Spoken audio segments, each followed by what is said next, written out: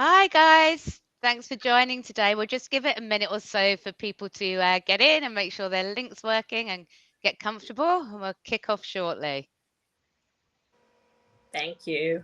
How Thanks you for your doing over patience. there, guys? Just give it a few seconds. Okay. Hi, everyone. Thanks for joining our Attachment Advantage Why Onboarding Shapes Retention webinar. I'm Frankie Gaffney, Managing Director at Talk. At Talk, we partner with organizations on recruitment and contractor workforce solutions, helping them scale hiring and attract the right talent.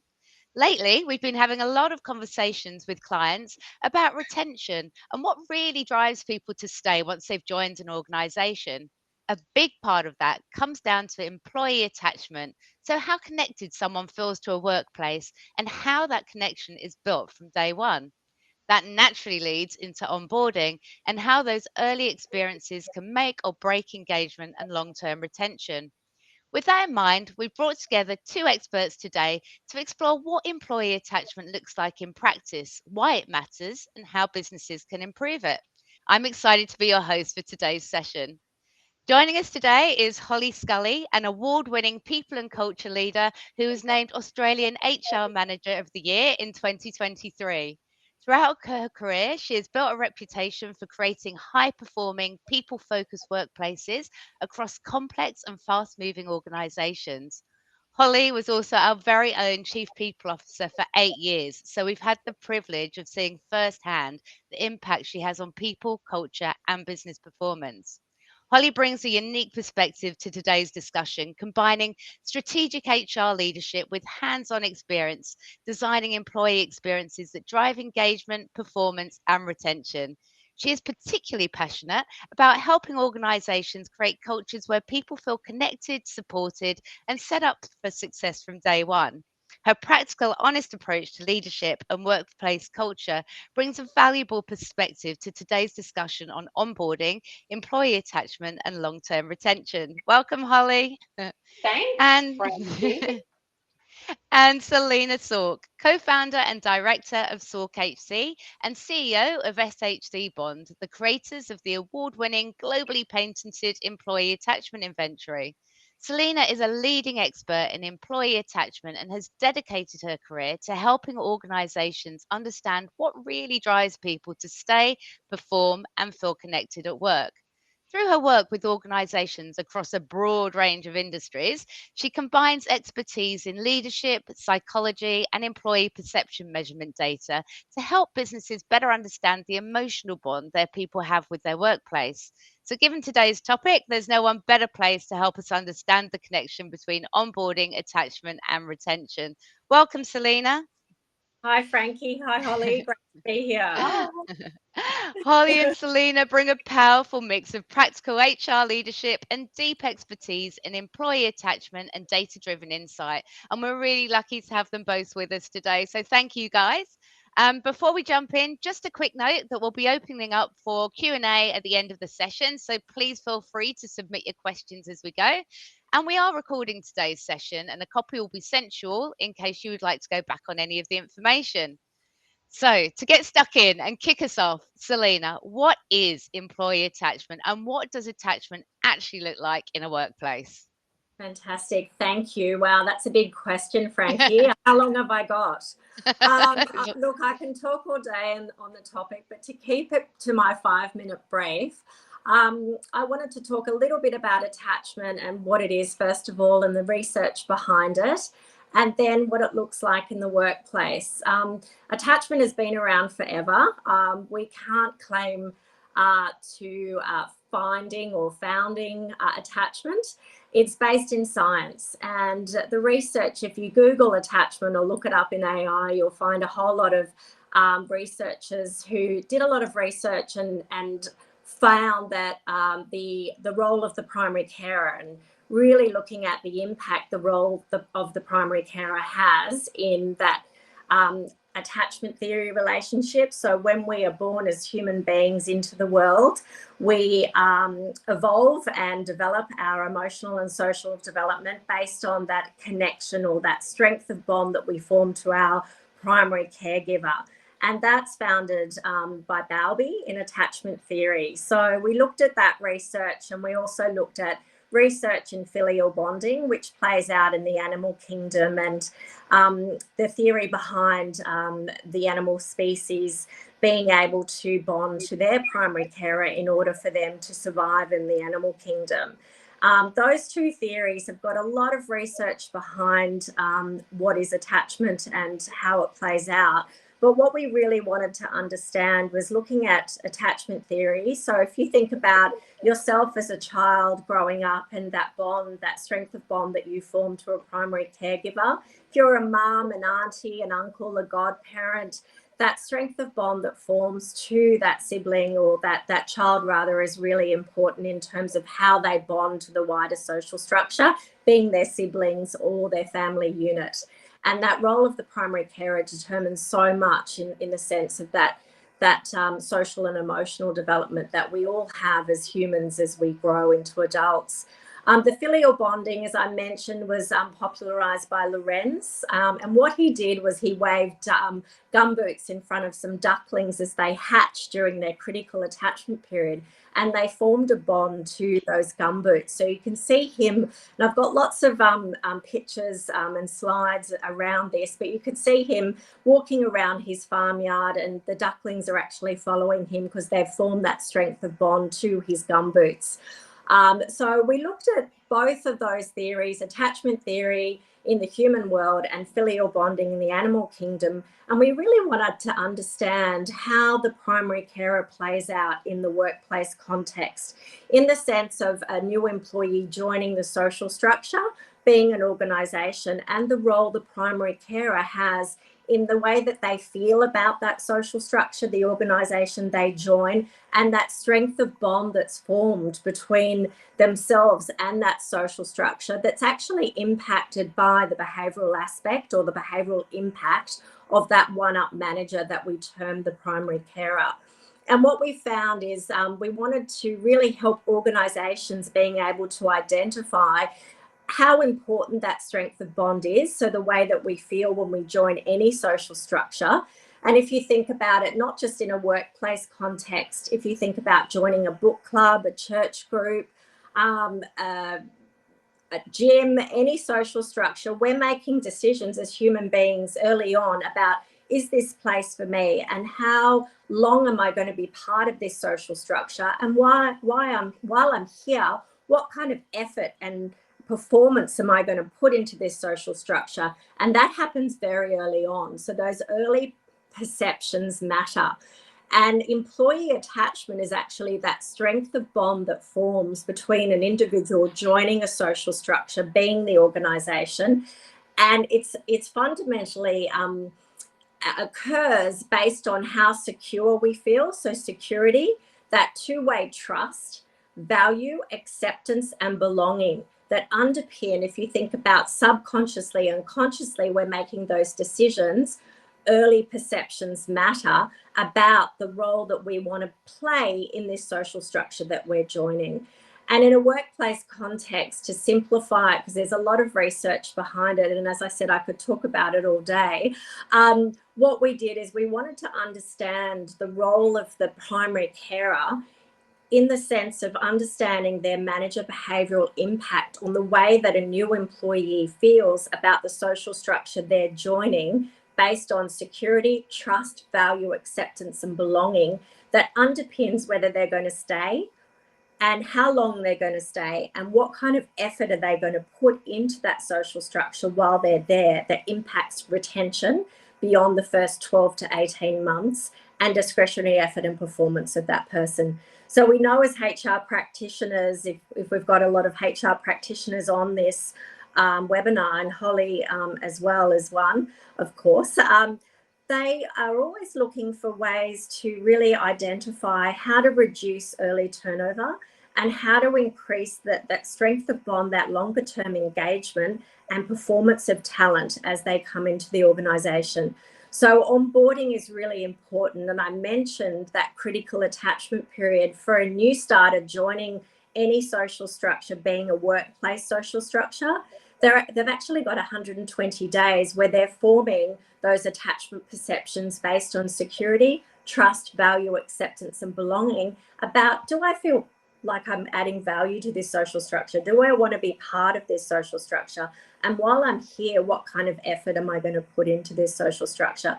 And that's primarily influenced by the one-up manager in terms of forming those perceptions about that social structure, that organization. So I could talk and talk. I think I've probably covered enough for now, because I know we've got lots of more questions that we've got to unpack during this webinar. Oh, that was a brilliant description. Thank you so much for that, Selena. It's really insightful. Holly, what brilliant onboarding ideas have you implemented? Brilliant ones. I have seen and been a part of some brilliant initiatives over the years. And I think the ones that stand out the most kind of fall into three categories. You've got number one being your setup. So tech that works, everything they need to get their job done productively, and don't be cheap with it either. Give them the best start possible. When I see old laptops getting wheeled out, covered in people's leftover lunch and, hours of updates needed, it just sets the wrong tone from day one. So I think it's really important that first impression and tech is all, done and dusted beautifully. The second thing I would say is what, where, and when. So don't ever leave people wondering where to be, at what time, and with who.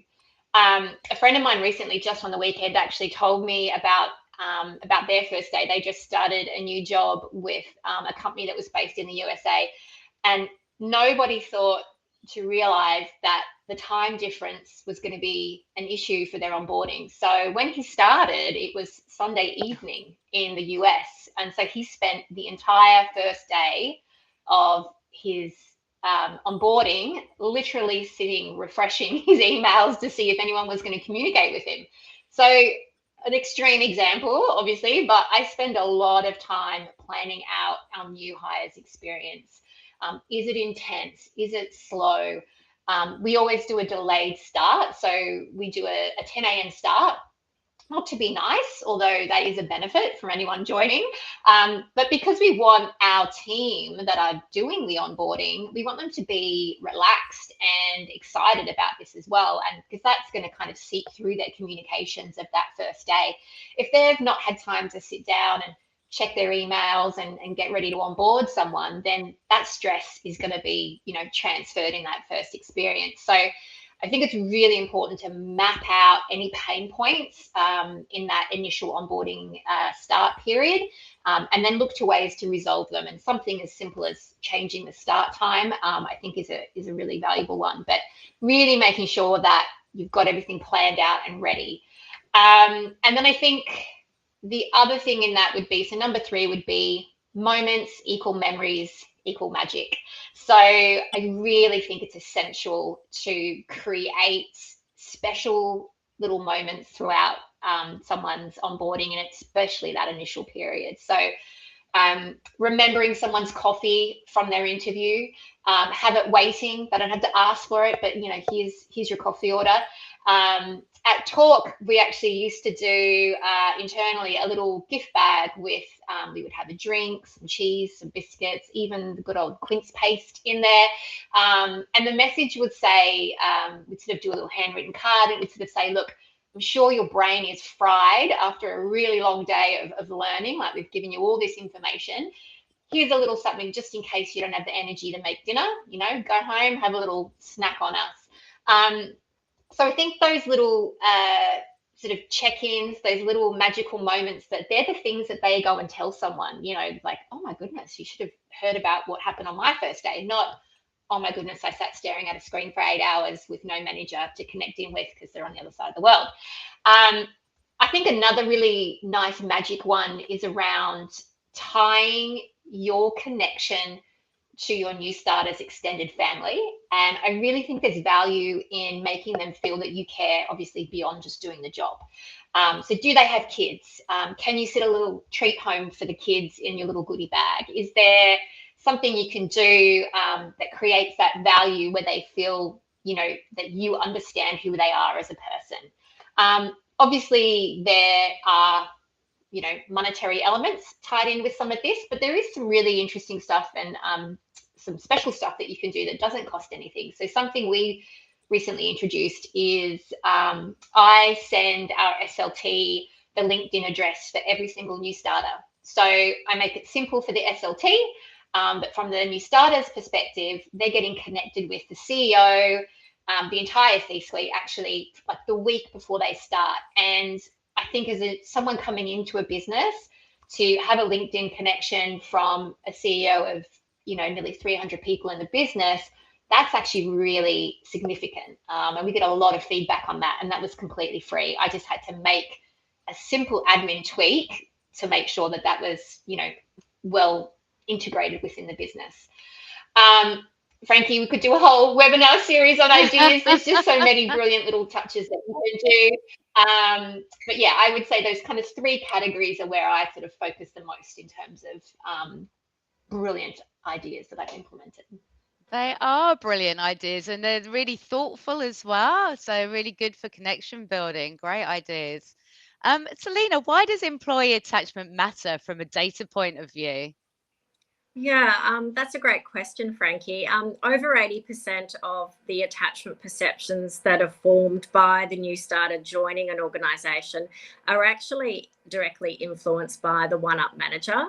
So that primary carer has a huge role, and I love the examples Holly used as well throughout her onboarding. So the onboarding does matter. So those first 120 days really count in terms of how that new employee feels, that strength of bond that is created between themselves and that wider social structure impacted by the one-up manager.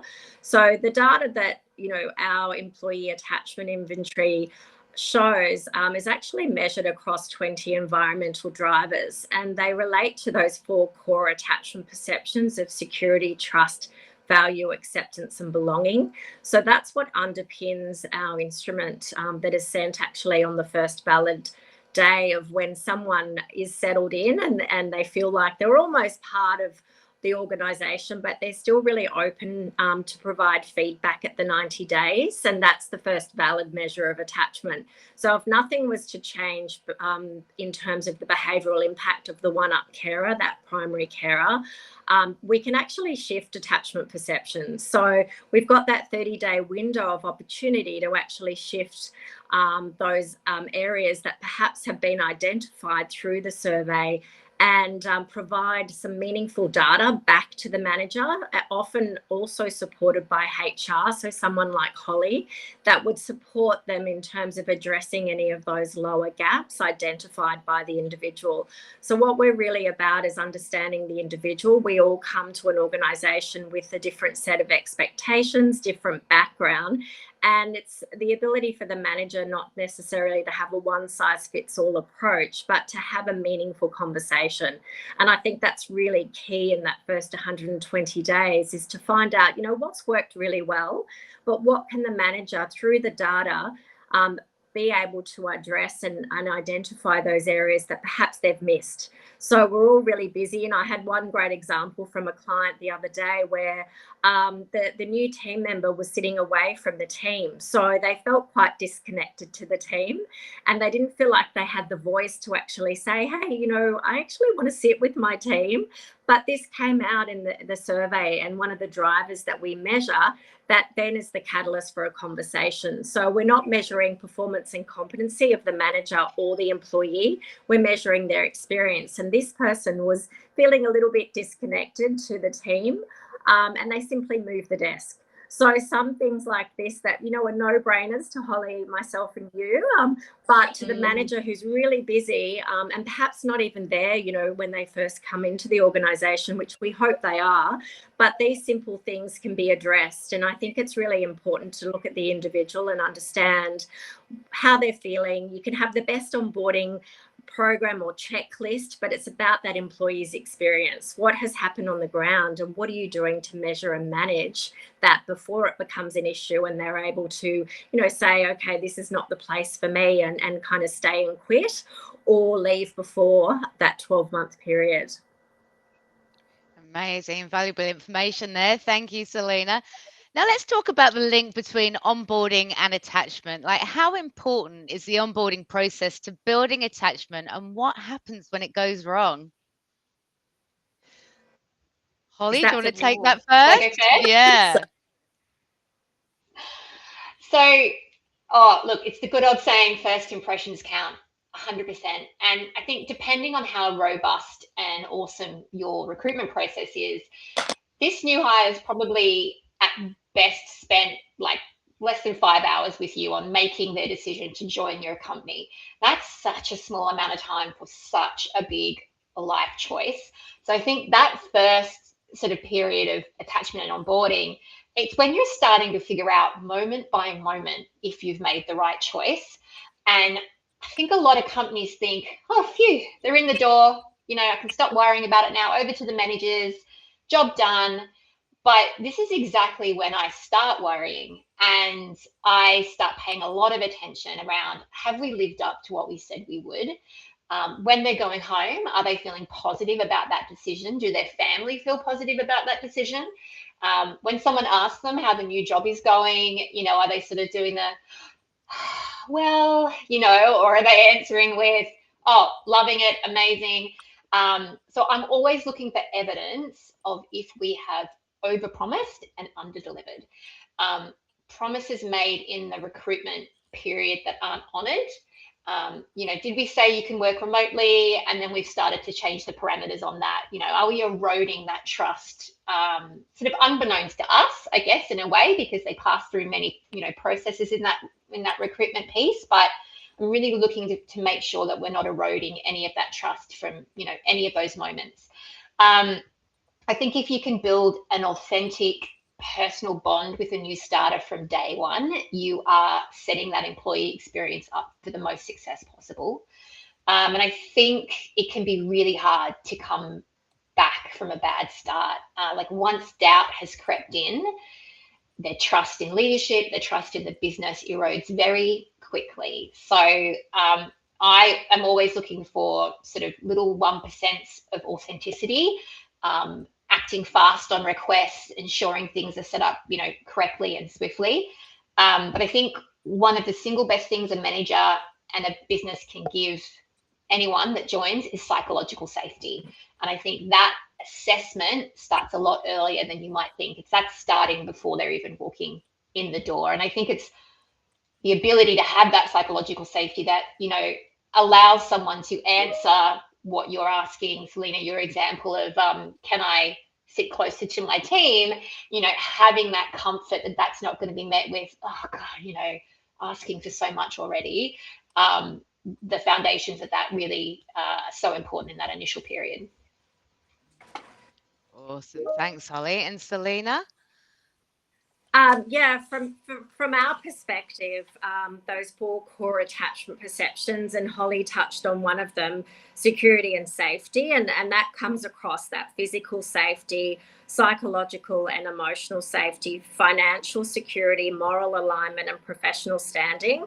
So very much in the physical and the psychological safety or psychosocial safety is really impactful and plays out in a huge way in terms of that attachment or that strength of bond that's formed very early on. So that's one of our 4 core attachment perceptions. The other 3 are trust and value. So that two-way trust. Do I trust the organisation I'm working with and for, and do they trust me? That sense of belonging is our other component of those 4 core attachment perceptions. So do I want to be part of this social structure, and what are the purpose and the value alignment of this social structure, and do they resonate with me, and do I believe in what they do? Acceptance, am I being made to feel welcome? So that example that I gave earlier on of that person feeling a little bit dislocated and not necessarily felt welcomed in the organisation really played a big part. All of our 20 environmental drivers that are linked to those 4 core attachment perceptions are equally weighted, but there are some early warning signs in the security and safety piece. So if we see security and safety, which is one of our 20 drivers that we measure with the employee attachment inventory, then, you know, there is that underlying essence that we need to do something quickly. And what our report does is the feedback report that comes back to HR and the line manager is it's a catalyst for a conversation. So we're able to understand the individual's experience and have a meaningful discussion around that. So it's measurable and actionable. And those first 120 days are really impactful in the sense of that feeling, that strength of bond that's formed. Because once attachment perception's set at the end of the 120 days, that becomes your resting point for engagement. And we know a lot of organisations are doing pulse surveys, and they're fantastic, but they're sort of lag indicators. What's important is to really measure and manage those attachment perceptions as new hires join your social structure, so you're able to identify any areas that are at risk, and understanding that it is an individual conversation that sits in the hands of the primary carer. Remembering that behavioural impact, over 80% of attachment perceptions that are formed are directly influenced by the one-up manager. So although all the 20 drivers we measure are equally weighted, there are some early indicators of some of those areas that we want to get onto sooner rather than later, and safety and behaviour is one of them.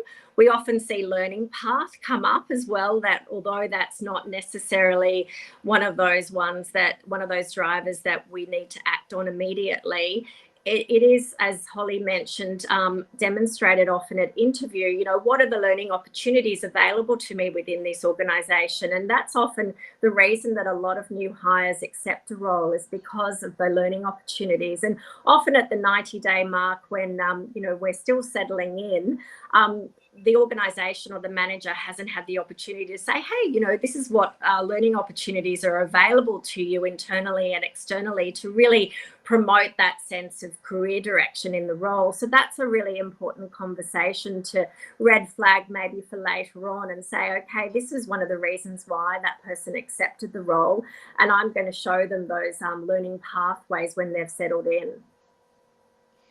There's a lot of great information there. Thank you. Holly, in your experience, have you seen anything specifically go wrong in onboarding? Yeah, so much. I think there's a timing perception around, you know, this no man's land between when someone signs a contract with you and when they start.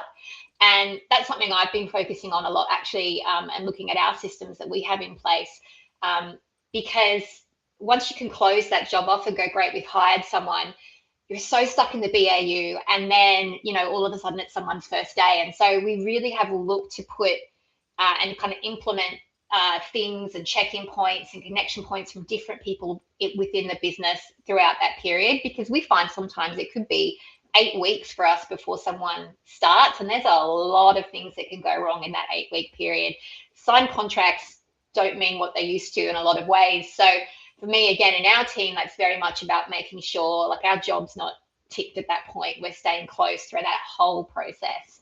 I think, you know, huge mistake, as I sort of touched on it earlier, is promises that never eventuate. So did someone in that recruitment process promise something to someone that isn't ever going to eventuate? You know, they're sitting there waiting to sort of understand, oh, that bonus I was told was going to happen at 6 months. You know, this happened to me in a previous role. I was told there was bonus at 6 months. And I'm like, there's no bonuses at 6 months. We don't do that here. Okay, who told you that? And so that kind of erosion of trust is just something that can really go completely wrong. I think collective care is a big one that I've been working on in our business as well, which is, if someone's coming into the organisation, the whole organisation needs to care about that person starting just as much as people and culture do. So if IT aren't caring enough to get their laptop organised in time, if someone, you know, that's supposed to be having a one-to-one with that new starter cancels, doesn't tell them that they're cancelling, doesn't rebook it, then all the good work that we've done is sort of broken down. So the whole, you know, essence of responsibility needs to be spread throughout the whole business, outside of just the people and culture team. We recently actually introduced a monthly webinar with our CEO. And what we were finding is that as we were growing, we were very much going through that process of he used to have, the ability to have one-to-one time with everybody in the business. And that's something that he loves and that people in the business loved. Very hard to do that with nearly 300 people. So we carved out a placeholder in his diary for 60 minutes once a month. He prioritizes that space. He holds that time sacred. He values it because that's part of his collective care to that onboarding experience. And then every person that comes into our business, some have only been here for a week, 2 weeks, but anything up to 4 weeks, they get invited into that sort of AMA session with him, and they basically get to ask him anything they want. And I think that investment with him, even though he doesn't always have the time, but he makes the time, that connection is invaluable. So I think where businesses go wrong is that even as they grow, they forget that those connections and that, insight into why did this person start this business? What do the values mean to them? How do I show up every day, in a way that he would find valuable? So I think really finding ways to make sure those connections remain. And I think as well, one of the biggest mistakes I see businesses make is, they give a new starter some beautiful printouts. You've got the values in there, welcome to our values, but they're words on a bit of paper. And, there's no opportunity for that new starter to really understand what they need. How do they live them? What's expected of this? So one of the projects I actually just finished last year was we created a XVP, so a play on an EVP. My company starts with an X, so that was quite a nice little, tied nicely into our identity. But that XVP isn't just about what we offer. It's, not all about the perks and whatnot, but it's also about what you can expect from us, but also what we expect from you. And, how do you live our values? What do they mean to us? And I think without context, they just remain words on a tiny bit of paper that gets, put in the bottom of a drawer. And I think that's a really huge mistake. And it's a really missed opportunity that can go wrong in that onboarding piece, to not set those expectations from day one. Wow, there certainly is a lot that can go wrong in onboarding, right? But you've implemented some amazing things, Holly. Some great ideas there. And Selena, what does the data tell us? Are there any common onboarding themes that have a negative impact? Yeah, I think measuring in real time is really important. So starting with your new hires, remember it all starts with attachment. I think from a data perspective, I think the primary care or the manager having a conversation. So regardless of whether you're able to manage and measure using our diagnostic, it's about the role the primary carer has. So what are they doing to make that person feel that sense of belonging, trusted, valued, and accepted as part of the organisation? So having a conversation that sits outside of competency and performance and is more than how are you. So really understanding what their onboarding experience has been like, and doing that within that critical attachment period is really key. We all are human beings and we want to be listened to. And I think that ability to have a meaningful conversation that's two-way, that's about the feedback from the employee, because we know that a lot of attrition that occurs within the first 12 to 18 months is actually employee driven. It's not employer driven. So we want to make sure that we're setting up a really good relationship from the very beginning, if not before. That pre-employment phase is really key as well, and one of the measures that is part of the employee attachment inventory, one of the drivers that we measure. From a data overall perspective, the 20 drivers that we measure, as I mentioned earlier, they're all equally weighted, but it's the conversation. We're all humans. We love to interact. We're social beings. So if a manager can set aside, some time during that first 120 days to sit down, get to know their individual, I think that's really important in terms of creating that sense of, or that strength of bond very early on. Awesome. And if an organization could change just one thing tomorrow to improve attachment, what would it be? Holly. Just one thing. Let's see if I can contain myself. Okay, here we go. Look, I think human connection right now we keep hearing AI buzzword flashed everywhere. But I think human connection right now is the most important thing. I think double down on it. Make your new starter feel seen. I think personalize everything, but in a scalable way. So it doesn't mean that you have to start from scratch. There is ways to build systems that, you insert person's name here. So there is ways to do that are manageable for small teams. We're a team of 2 in people and culture space, and we have nearly 300 people. So being able to make things appear personalized but scalable is hugely important to what we do. Interestingly, I wanted to share one story. I once worked in a company that only gave you merchandise once you pass probation. And the company I work for today gives you everything you need from the day you start. Your laptop, your charger, full 90-day onboarding schedule, welcome welcome lunch with your teammates, oodles of merch, for all seasons, jumpers, t-shirts, the whole thing. Because in our mind, you are one of the team from the moment you sign that contract. It's not from the moment that your 6-month probation starts. So I think that mindset of you don't have to earn your place here, like you are valued, you are one of us from day one, is just one of the biggest things you could do to improve that attachment period, is to kind of remove the caveats. You get this only if you do A, B, and C. And I think, just quickly speaking of, I guess, probation periods, companies forget that these are not one-sided. Like, they can leave you as easily as we can leave them. So I think companies always, some of the companies I've worked with in the past, have kind of kept people as at arm's length until that period, because they're like, okay, now I'm going to fully invest in you.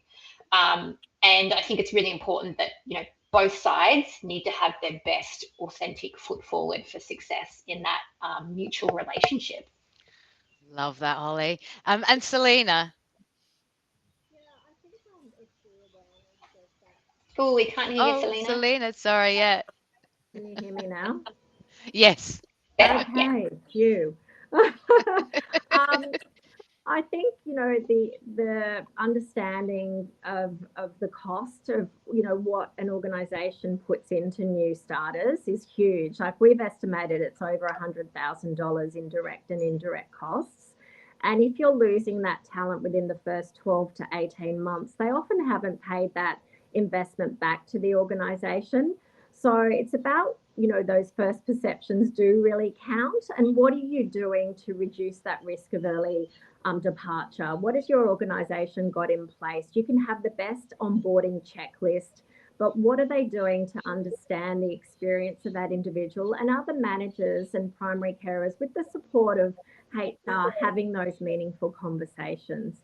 And what are they doing to unpack and find out, what has that experience been like? And are we collecting that data holistically? Are we able to trend that and look at patterns that are emerging in our organizations to improve what we're doing, not only at the individual level, but across the organization as well? So I think if it was my, advice, it would be to do something early on and to really understand what's happening on the ground. Holly gave great examples. I had an example last week with a client where pre-employment, which is one of the drivers that we actually measure in the employee attachment inventory, was really low. So what they did is they got their manager to call the new employee before they started, because that period between when they accept the role and when they join the organisation can be, a really long time. It can be up to 8 weeks, if not longer. And the manager actually called during that time to say, hey, we're really excited that you're joining us, and we're really thrilled, and I'll be there on Monday to greet you in as part of our team. And that shifted their pre-employment driver, and they actually saw an increase in that driver moving forward with their individual data, but also holistically across the organisation. So those small little things do count, and remember, they're really important to individuals that are joining a new social structure to feel, secure, trusted, valued, and acceptance and belonging is a huge part of it. No. I would just say actually as well, Selena, that figure, that $100,000 figure, like I've known you from back in my days working with. So I was actually just thinking, how long have I known you? My son's 11 and I was working with you before him. So at least 11 years. And you gave me that information as I was coming into work. And I have used that in every business I've been in ever since to say, you may not want to spend $100 on this team lunch on the first day, but let me just tell you the cost of not spending a little bit of money to create and enhance that connection, because it is so significant. And I think a lot of businesses, I had someone say to me, oh, they made it to 12 months, that's pretty good. I'm like, mate, we haven't even broke even on this investment. So 12 months of retention for someone is not a great statistic. Like, let's aim higher than that. But that is just such a good tool for people and culture people to use to say, this is why we need investment in things like the assessments and the touches that come along with providing amazing experience. For sure, it's so important. And I think knowing that we can do something about it as well is really key. So we are measuring it at the 90th day, but that window of opportunity to address any gaps is really key. And we're not looking at, can the person do the job? We're looking at, okay, we've got the right person in the role. What can we do to make sure that they're feeling like they want to be part of our social structure? And it's those little things that count. And 20 minutes out of a manager's day to have a conversation is not a huge ask, and that's a minimum. The little things certainly do count. How does recruitment and choice of recruitment agencies influence attachment, Holly? I think that the influence comes from the experience and the journey that the candidate has been on. I think an agency is an extension of your business. So if you aren't engaging the agency isn't engaging well with your new starters in a way that you would, if it's not sort of being transferred in a way that you would, then your brand is at risk. I think a good recruiter connection can be incredibly valuable.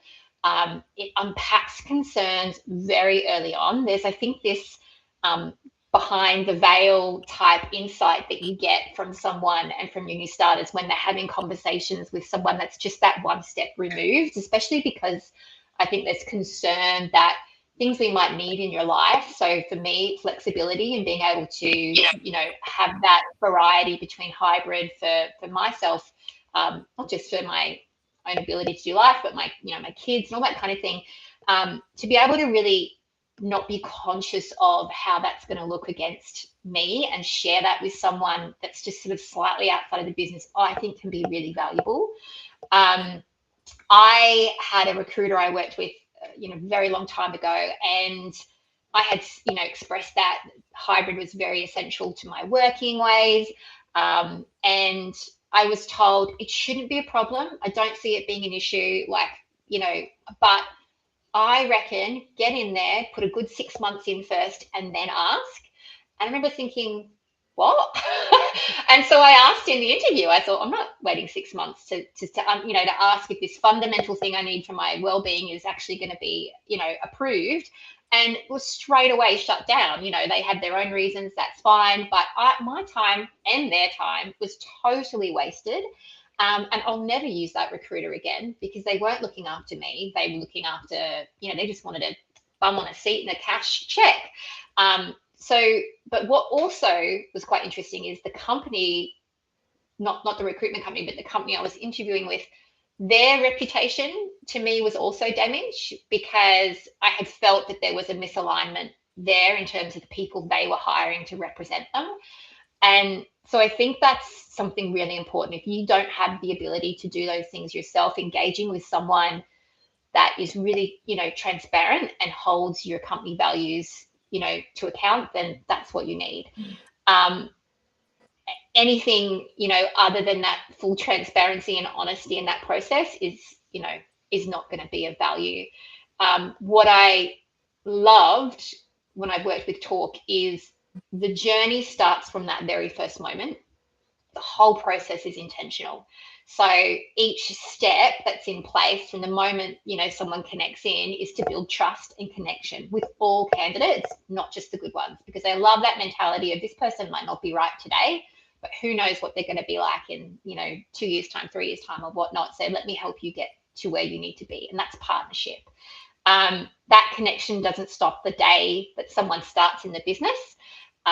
They check in after they've been paid, essentially. They maintain that relationship. And to me, that's the partnership that I value, because there might be a problem that, again, under the veil that I can't see, that connection with that external provider is going to be able to, troubleshoot and pick up sort of with me, for me, before I see it. And I think, the more eyes in that support structure, the better.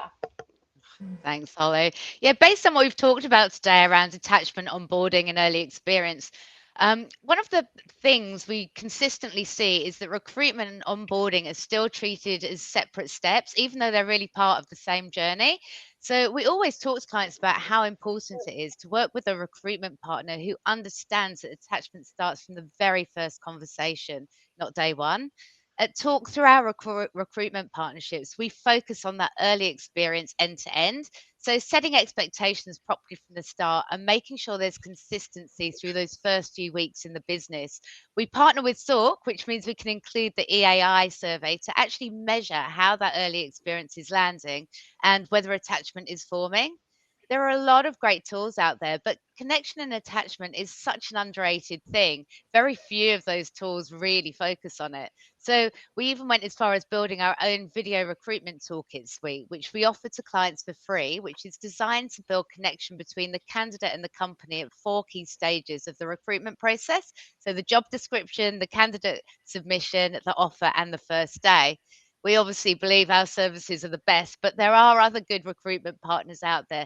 So it's really about making sure whoever you work with understands recruitment isn't just about filling roles, it's about setting people up to stay. So if it's helpful, please reach out, and I'm happy to chat more about our recruitment partnerships and how we build attachment from the start. Now, I think we've got some time left for Q&A, so let's dive in. Might just take a couple of seconds. Here we go. Thank you, Simran. If someone has no budget, then how should the onboarding experience be made special? Good question. Yeah, I think, Holly, you had some great examples of like kind of really good ones that didn't cost anything, right? Yeah, I mean, we always, or I have always, in the different businesses I've worked in, tried to look at both, the big dollar ones. We used to send people home in an Uber on their first day, because we'd be like, well, you're carrying your merch and your laptop, that's a big expense. But we thought, what an experience that is to be given an Uber voucher to get home on your first day. And then you've got, your middle stuff, which is your team lunches, whether you give people the option to buy their own laptops or, their own kit set up at home or whatever it might be. So that's really variable. But I think the free stuff and it's the thoughtful elements, or it's the stuff that can be replicated really easily. So for me, it's not totally free, but remembering someone's coffee. We used, back in the day, we used to do a lot of face-to-face interviews. Remember those days, Frankie?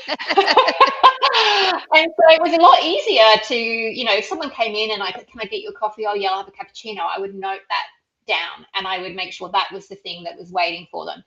So that's a very cheap way of doing it. But now, in my current role, we don't do a lot of face-to-face because we're a national business. So most interviews are online.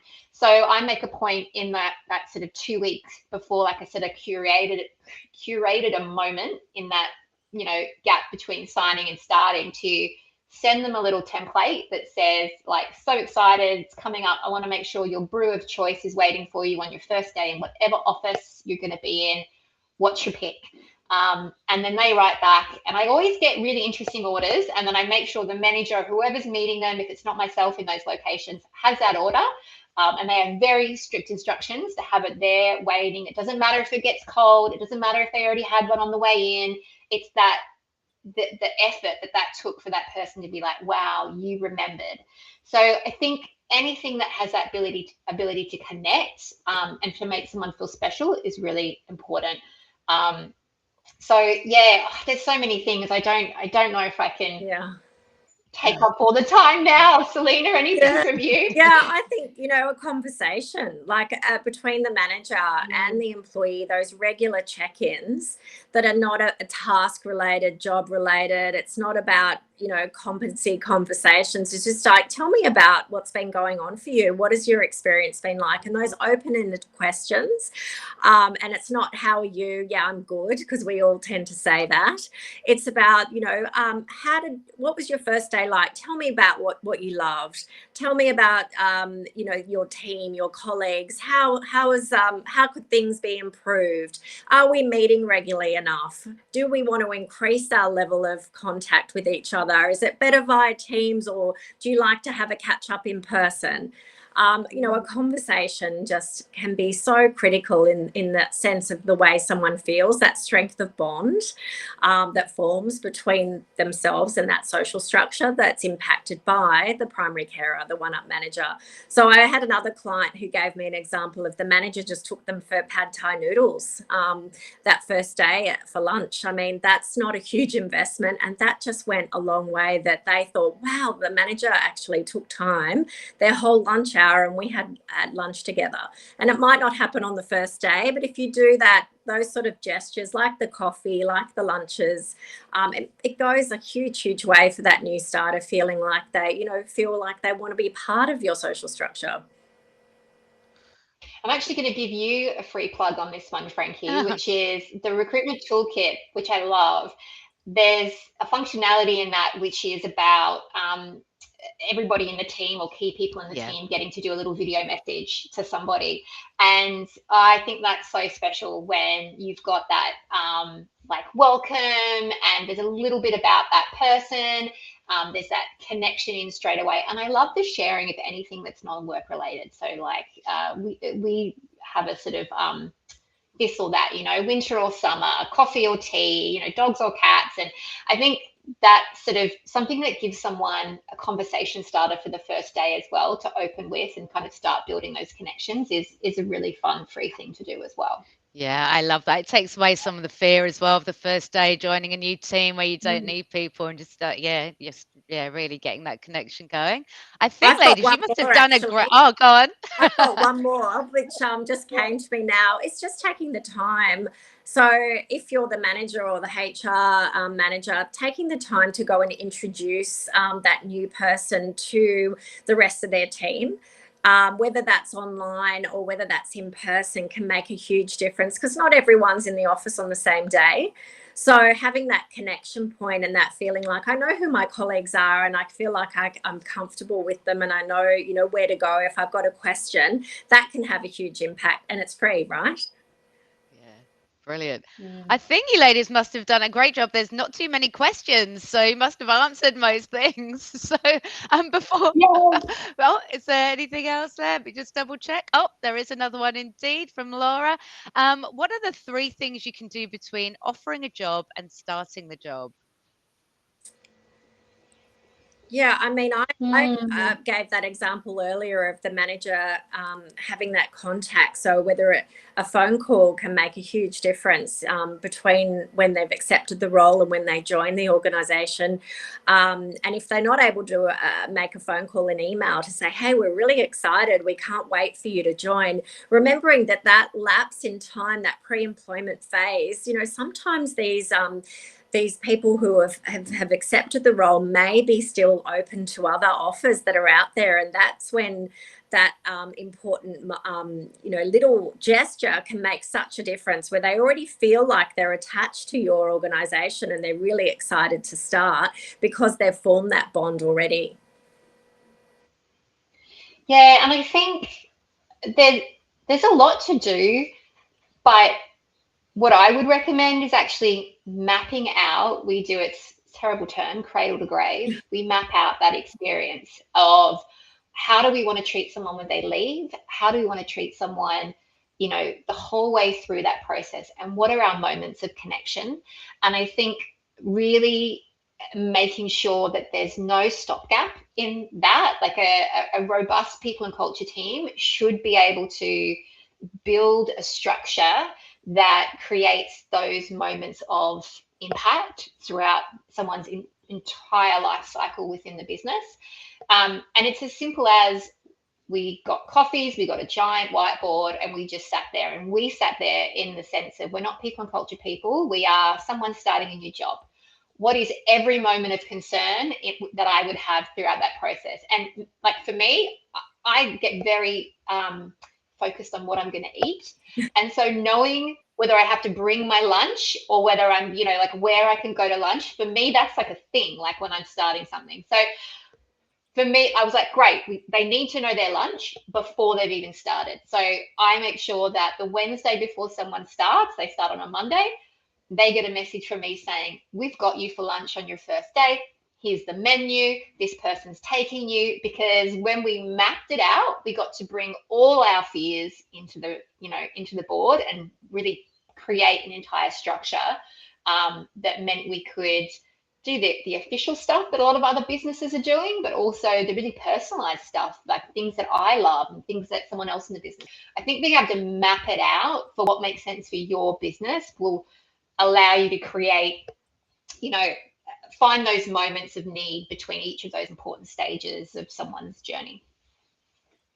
Yeah, absolutely. That's Brilliant. really key. Yeah, I think that's really key as well. Like attachment and onboarding is really key to, longer term. Can you hear me? Yep. Mm-hmm. Yeah, Yep. great. Had a message, longer term retention and performance. But what are you doing after attachment? Are you still having those meaningful conversations, and are you still creating opportunities for feedback?